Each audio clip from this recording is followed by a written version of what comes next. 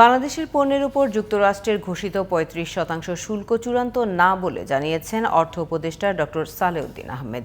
তিনি বলেন, 1-to-1 নেগোসিয়েশনের মাধ্যমে এটা ঠিক হবে। এ লক্ষ্যে বুধবার যুক্তরাষ্ট্রের বাণিজ্য প্রতিনিধি দপ্তরের কর্মকর্তাদের সঙ্গে বৈঠক হবে বলেও জানান অর্থ উপদেষ্টা। বিস্তারিত নাইম কামালের রিপোর্টে।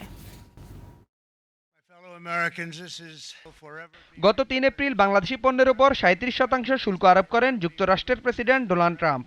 শুধু বাংলাদেশ না, শুল্ক আরোপের তালিকায় ছিল বিশ্বের বেশ কয়েকটি দেশ। এতে অস্থির হয়ে ওঠে বিশ্ববাজার। পরে প্রধান উপদেষ্টা ডক্টর ইউনূস শুল্ক কমানোর জন্য চিঠি লিখেন ডোনাল্ড ট্রাম্পকে। এতে ৩ মাসের জন্য শুল্ক আরোপ স্থগিত করেন ট্রাম্প।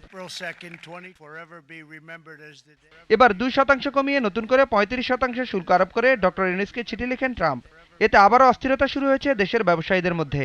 মঙ্গলবার সচিবালয়ে সরকারি ক্রয় সংক্রান্ত উপদেষ্টা পরিষদ কমিটির বৈঠক শেষে সাংবাদিকদের সঙ্গে এ বিষয়ে কথা বলেন অর্থ উপদেষ্টা ডক্টর সালেহউদ্দিন আহমেদ। তিনি বলেন, এটি চূড়ান্ত না, 1-to-1 নেগোসিয়েশনের মাধ্যমে এটা ঠিক হবে। প্রেসিডেন্ট দিয়েছেন, কিন্তু 1-to-1 যখন নেগোসিয়েশনে ঠিক হবে, এটা চিঠিতে বহু আগে দিয়েছে 37%। এইটা আবার 14টা দেশের জন্য বলেছে একই, কিন্তু 1-to-1 নেগোসিয়েশন হবে, সেজন্যই তো ইউএসটিআর এর সাথে কথা বলা। বৈঠকের মাধ্যমে শুল্ক কমানোর কোনো সম্ভাবনা রয়েছে কিনা সাংবাদিকদের এমন প্রশ্নের জবাবে আসার কথা জানান সালেউদ্দিন আহমেদ। ওইখানে আমাদের বাণিজ্য উপদেষ্টা আছেন, উনি 3 দিন আগে গেছেন। আজকেই কমার্স শরীফ যাচ্ছে। 8 তারিখে মিটিং, মানে আমাদের ওদের 8 তারিখ মানে কালকে খুব ভোরবেলা।